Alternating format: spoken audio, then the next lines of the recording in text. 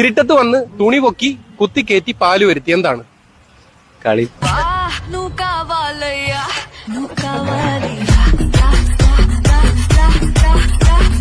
പാല് വന്നില്ലേ, അപ്പം മറ്റതല്ലേ?